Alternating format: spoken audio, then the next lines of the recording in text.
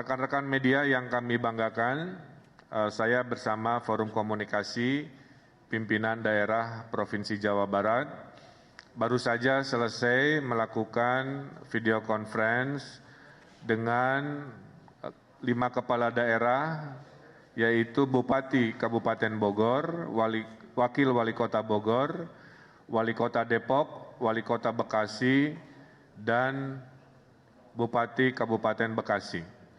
Juga kami melakukan rapat ini bersama Pangdam Jaya dan Wakapolda Metro Jaya, karena seperti diketahui, Kota Depok, Kota Bekasi, dan Kabupaten Bekasi secara hierarki pertahanan keamanan ada di Pangdam Kodam Jaya dan Polda Metro.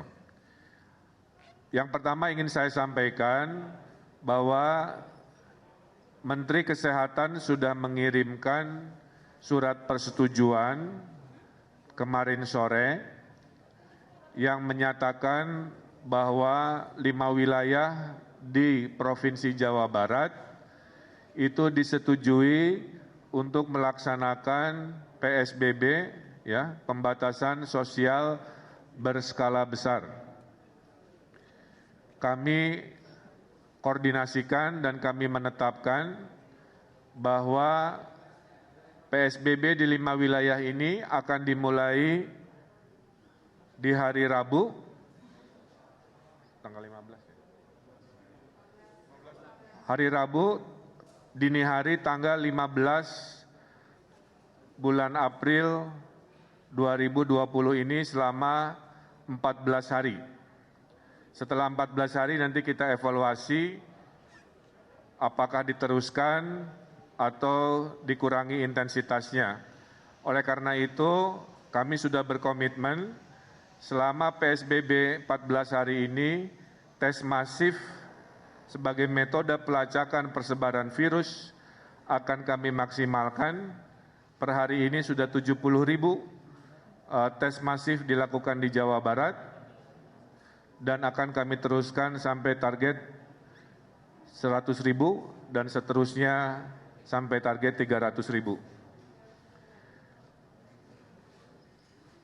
Yang menarik dari PSBB di 5 wilayah, ada 2 yang sifatnya kabupaten. Maka kabupaten ini berbeda dengan DKI atau Kota Bogor, Kota Depok, Kota Bekasi, mereka memiliki desa, sehingga tidak bisa diperlakukan PSBB-nya persis seperti yang wilayah kota, seperti contohnya DKI Jakarta. Oleh karena itu, Kabupaten Bogor dan Kabupaten Bekasi memutuskan PSBB-nya terbagi 2. Di zona merah, kecamatan-kecamatan tertentu, PSBB-nya maksimal. Di non-zona merah, PSBB-nya akan menyesuaikan antara minimal sampai kelas menengah, kira-kira begitu. Khusus untuk Kota Depok, Kota Bekasi, dan Kota Bogor akan melaksanakan istilahnya PSBB maksimal. PSBB maksimal ini salah satunya akan memulai menutup akses ke wilayah-wilayah sekitar di hari Rabu, kemudian juga akan membatasi kegiatan-kegiatan perkantoran, kegiatan-kegiatan komersial, kegiatan-kegiatan kebudayaan, dan kegiatan-kegiatan keagamaan. Kepada mereka yang terdampak oleh COVID, kami kelompokkan ke dalam 2 golongan. Golongan pertama adalah golongan yang terdata oleh pemerintah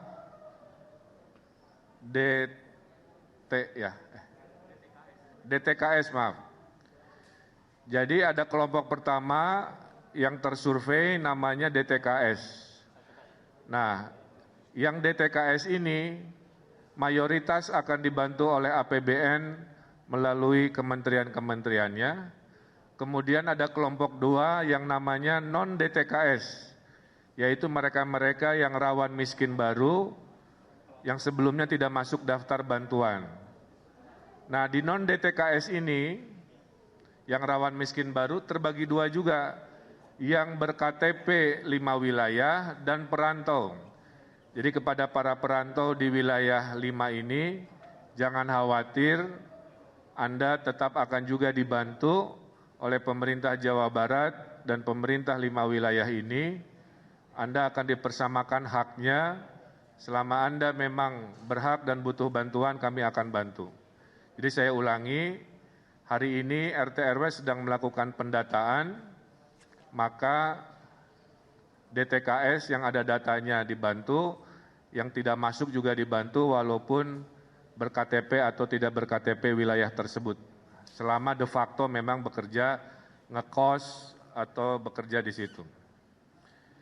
Bantuan terhadap Bodebek ini pintunya ada 7. Pertama, mereka akan dibantu oleh PKH, ini yang sudah rutin. Kedua, mereka yang akan dibantu oleh kartu sembako atau pangan non-tunai, ini sudah rutin. Ketiga, mereka akan dibantu oleh kartu prakerja untuk pengangguran dan yang kena PHK. Keempat, mereka akan dibantu oleh Presiden lewat bansosnya 600.000 kali 3 bulan. Kelima, kalau di kabupaten mereka akan dibantu pertama kali oleh dana desa. Sekitar 20 dari 30 sampai 30% dana desa akan dipergunakan untuk membantu miskin baru karena COVID di desa. Yang keenam, baru dana sosial dari provinsi yang 500.000 kali 4 bulan, itu sudah siap. Dan yang ketujuh, kalau masih kurang, akan diberikan oleh dana sosial dari kota kabupaten di 5 wilayah.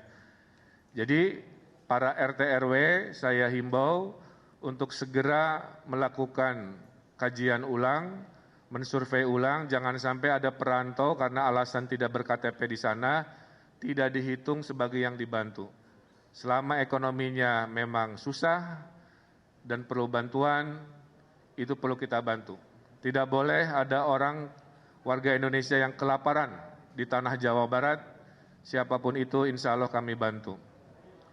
Bantuan itu datangnya bervariasi waktunya.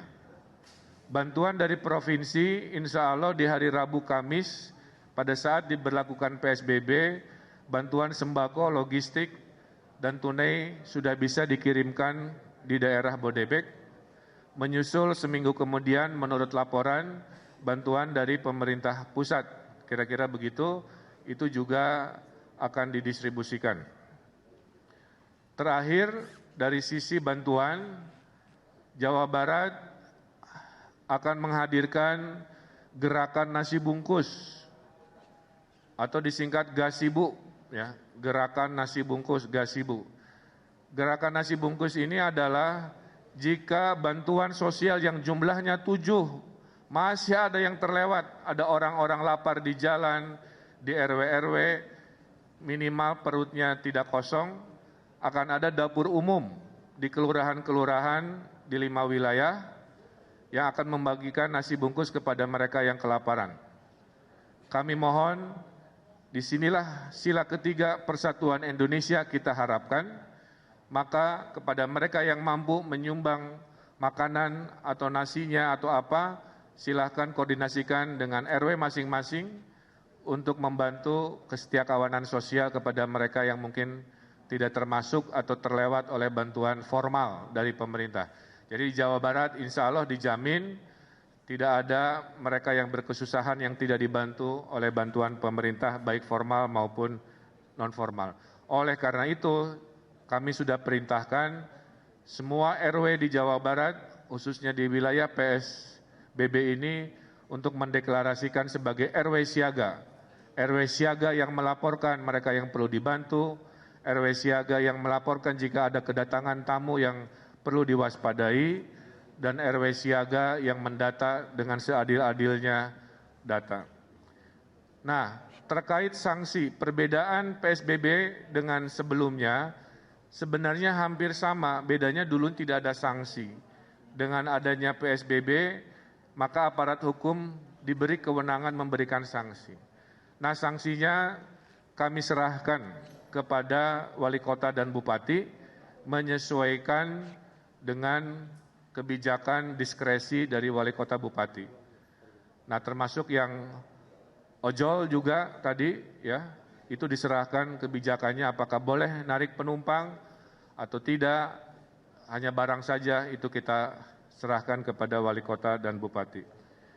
Dan kepada pabrik-pabrik yang masih buka, sudah kami arahkan, tolong di SK-kan mana industri-industri yang masuk strategis dan boleh dibuka, dan mana yang harus tutup dulu. Bagi yang akan dibuka, diwajibkan memberikan rasa aman. Jadi pabrik industrinya harus melakukan tes masif juga kepada karyawannya. Setelah tes masif dilakukan, maka bupati, wali kota selama PSBB mengizinkan mereka jika membuktikan tidak ada yang positif di pabrik itu melalui tes masif tersebut, tentu dengan social distancing dan protokol kesehatan. Terakhir dari saya adalah PSBB di Jawa Barat ini akan ada 3 tahap. Tahap pertama adalah wilayah tadi, Depok, Bogor, Bekasi. PSBB kedua adalah Bandung Raya. Jadi kami sedang mempersiapkan surat kajian data karena ada lompatan di Bandung Raya, di Kota Bandung, Cimahi, KBB, Kabupaten Bandung, sedikit Sumedang, maka itu adalah PSBB tahap 2 yang kami rencanakan, dan yang ketiga jika dibutuhkan, kira-kira begitu. Nah, Bapak Ibu yang saya hormati, saya tutup dengan sebuah semangat bahwa penyakit COVID-19 ini ada 3 benteng pertahanan. Benteng pertama adalah benteng pencegahan, social distancing di situ, PSBB di situ. Ini mudah dilakukan tapi juga susah jika kita tidak taat dan tidak disiplin. Kalau jebol benteng pertama karena tidak disiplin, masuklah benteng kedua yaitu pelacakan.